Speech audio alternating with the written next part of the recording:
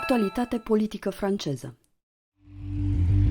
Ukraine faces the threat of a Russian invasion. Something not seen since the Cold War. Avec cette question, que veut vraiment Vladimir Poutine ? Janvier 2022. Des rencontres ont lieu entre la Russie, les États-Unis et des représentants de l'OTAN.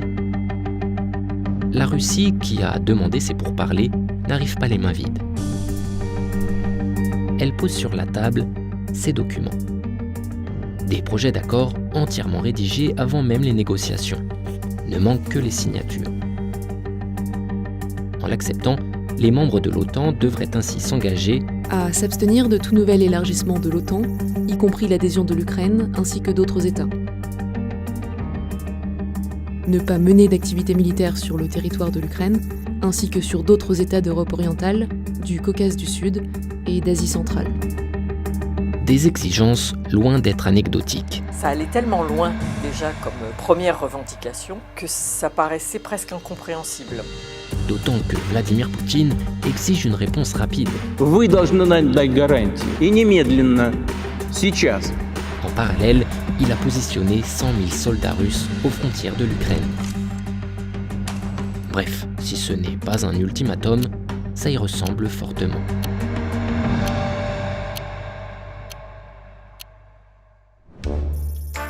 L'Ukraine, c'est ici. Un pays de 44 millions d'habitants, autrefois membre de l'URSS, mais qui depuis 1991 est indépendant. Sauf que pour Poutine, l'Ukraine, c'est la Russie.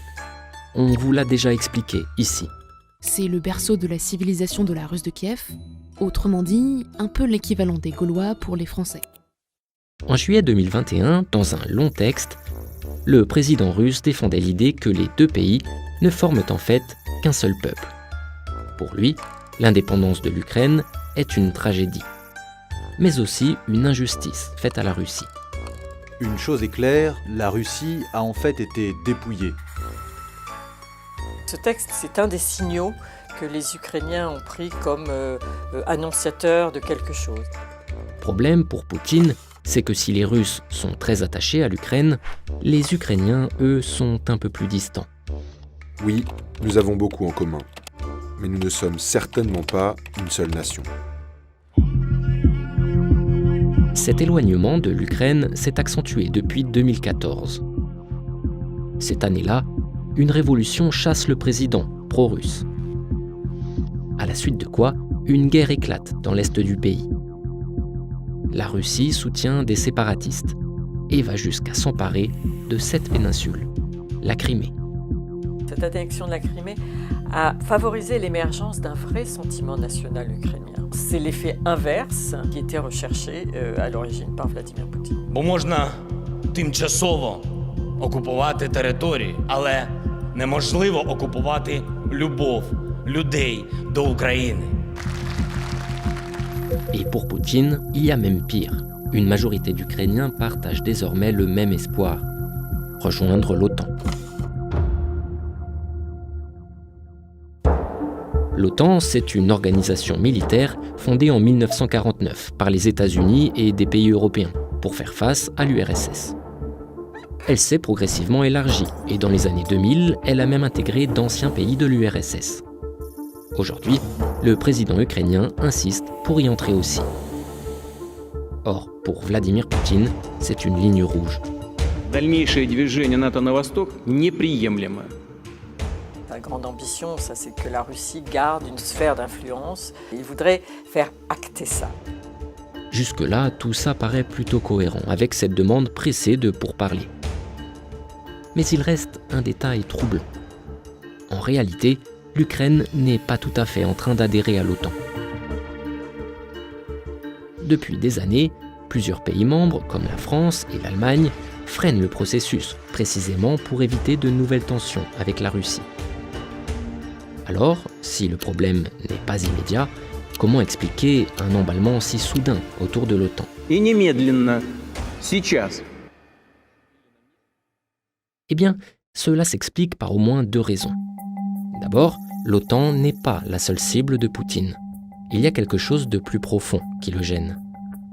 Ce qu'il craint énormément aussi, et ça il ne le dit absolument pas, c'est qu'il craint la progression démocratique. L'Ukraine modernise sa vie politique. Elle lutte contre la corruption. En ligne de mire, une possible adhésion à l'Union européenne. Quand vous promenez à Kiev, et que vous voyez toute cette proximité culturelle, architecturale avec la Russie, vous comprenez que là, un pouvoir autoritaire russe se sent menacé. Parce que si ça se passe à Kiev, pourquoi est-ce que ça ne pourrait pas se passer à Moscou ? Enfin, il y a un dernier élément. Si la Russie semble si pressée d'avancer ses pions en ce moment, c'est parce que le contexte peut lui être favorable.